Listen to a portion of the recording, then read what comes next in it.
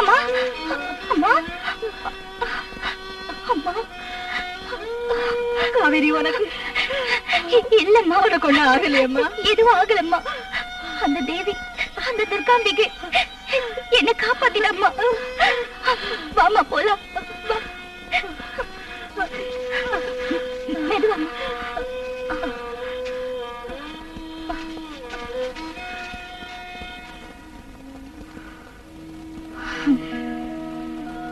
இதான் நடந்தது.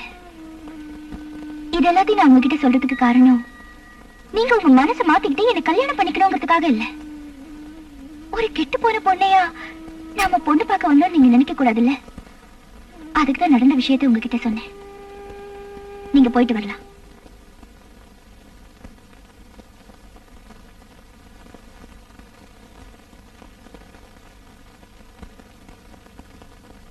நான் காவேரியை கல்யாணம் பண்ணிக்கிறேன். கல்யாணத்துக்கு ஏற்பாடு பண்ணுறேன்.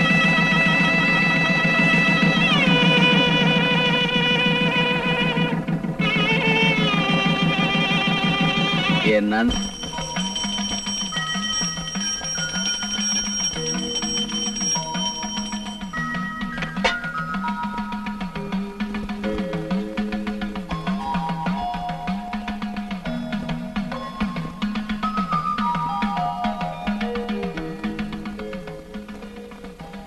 அங்க பாரு காவேரி. ஆமா.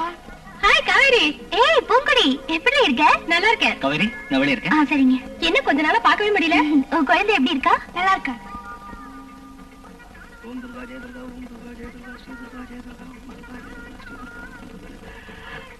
அட ராஜசேகர், எத்தனை நாளாச்சுடா உன்னை பார்த்து. நல்லா இருக்கே பது.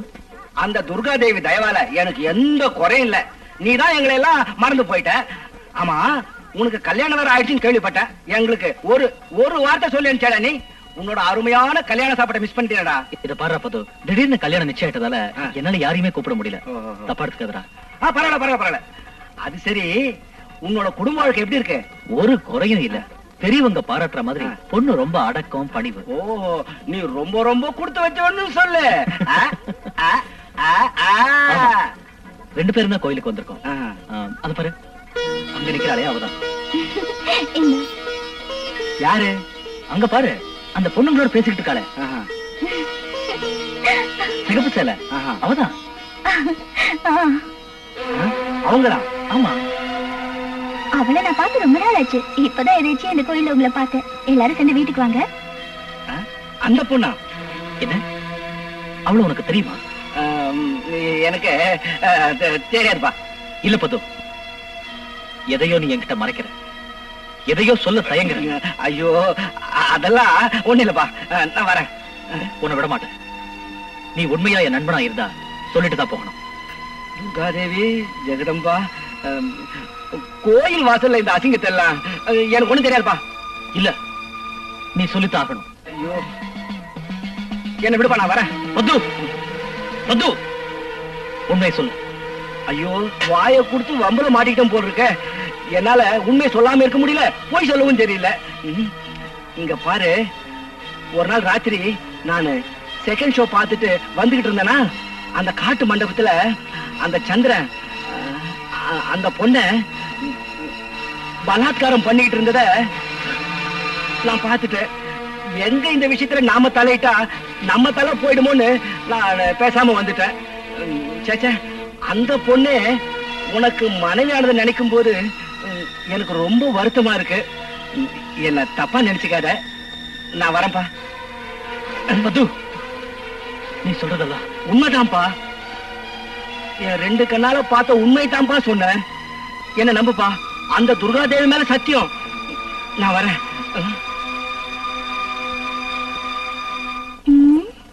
கோயில் பூரா தேடி தேடி அழுத்து போயிட்டேன். என்னங்க சார், ஒரு மாதிரியா இருக்கீங்க? ஒரு மாதிரியா இல்ல, ஒரு தீர்மானத்துக்கே வந்துட்டேன். தீர்மானமா? அப்படி என்ன நடந்தது? இன்னும் என்ன நடக்கும்? வாங்க. இந்த துர்காதேவி சக்தி உள்ளவ தானே? அதுல என்னங்க சந்தேகம்? ஊமைங்களை பேச வைக்கிறவன், உண்மைக்கு துரோகம் பண்றவங்களை ஊமையாக்குறவன் இல்ல. கண்ணையும் கொடுப்பா, கண்ணு மண்ணு தெரியாம போய் பேசுறவங்க கண்ணையும் பறிப்பா இல்ல. அவ உண்மையிலேயே சக்தி வாய்ந்தவதாங்க. இல்ல, அது உண்மையா இருந்தா நீ வாய் பேச முடியாம ஊமையா இருப்ப. உன் கண்ணு ரெண்டும் போய் குருடியா இருப்ப. நானா? எதுக்கு? நீங்க என்ன சொல்றீங்க? துரோகி, நீ எதை என்கிட்ட மறைக்கல? உண்மையை சொல்லு. அன்னைக்கு ராத்திரி சந்திர உன்னை காட்டுக்கு இழுத்துக்கிட்டு போய் கெடுக்கல?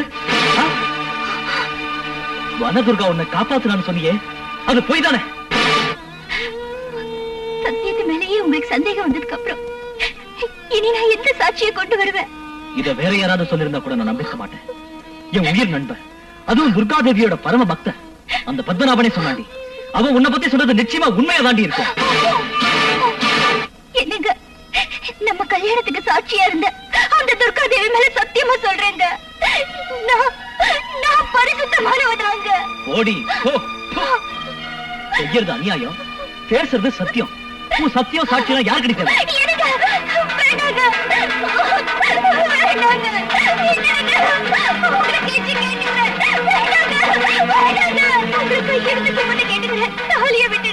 மானம் உள்ளவனுக்கு தாண்டி தாலி, மானம் கெட்ட உனக்கெல்லாம் எதுக்கு நீ தாலி? இதுவே இது உன் கழுத்துல இருக்கவே கூடாது.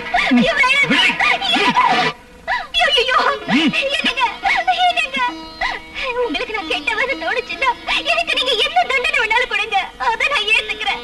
தயவு செஞ்சு தாலியை மட்டும் என் கழுத்துல கட்டிடுங்க. புருஷனே தாலி இருந்தா அது மகா பாவங்க. பத்தினியோட தாலியா இருக்கிறதாண்டி பாவம். நீ என்ன பத்தினியா? இந்த தாலி உன் கழுத்துல இருக்கிறது தர்மம் இல்லை. இன்னில இருந்து உனக்கு எனக்கு எந்த சம்பந்தமும் கிடையாது. நான் சொல்றத கேளுங்க.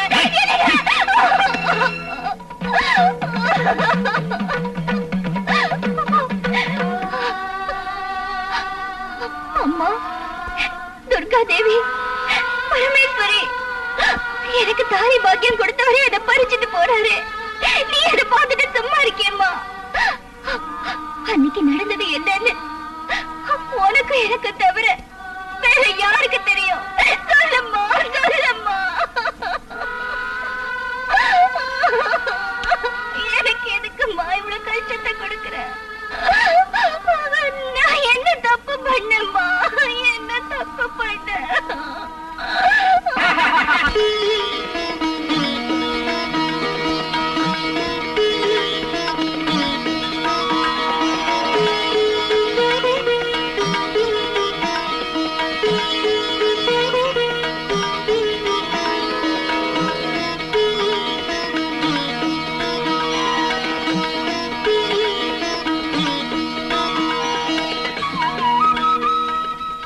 அம்மா துர்கா தாயே, அநியாயங்களையும் அக்கிரமங்களையும் அழிச்சு நியாயத்தையும் தர்மத்தையும் நிலைநாட்டி எல்லா காலங்களிலும் உன்னையே நம்பி இருக்கிற பக்தர்களை காப்பாத்து தாயே.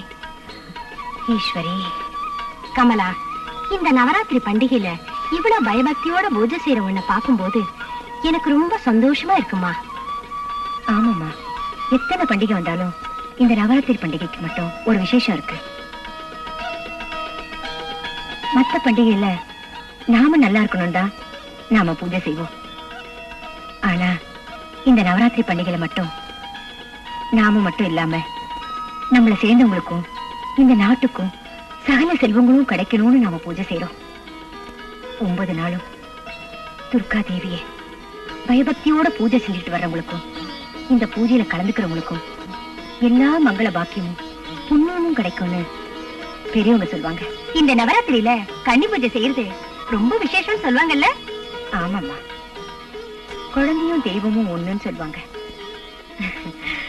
எந்த கள்ள கபடமும் இல்லாத மனசு இந்த குழந்தைகளோட மனசு. அந்த கடவுளுக்கு சமமான இந்த குழந்தைகளை தேவி மாதிரி அலங்காரம் பண்ணி பார்த்தா அந்த தேவி கன்னியாகுமரியை பார்த்தா மாதிரியே தோணும். சுமங்கலிக்கு மாங்கல்ய பலம், கன்னி பெண்களுக்கு கல்யாண பொருத்தத்தோட எல்லா நன்மைகளையும் அந்த தேவி அருள் புரிவா. அந்த தாயோட அருள் எல்லாருக்கும் கிடைக்கட்டுமா? அப்ப நாங்க மஞ்சள் குங்குமம் எடுத்துட்டு போங்க.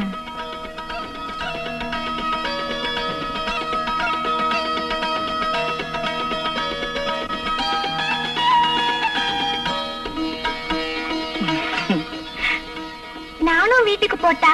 வீட்டுக்கு போகணுமா? இங்க இருக்கிற பொருள்ல உனக்கு என்னென்ன தேவையோ அது எல்லாத்தையும் நீயே பார்த்து எடுத்துக்க. எனக்கு இங்க வந்தப்போ எல்லாம் வேணும் தோணுச்சு. நீங்க பூஜை பண்ணதுக்கு அப்புறம் எதுவும் வேணா தோணுது. எதுக்கு? தாய்,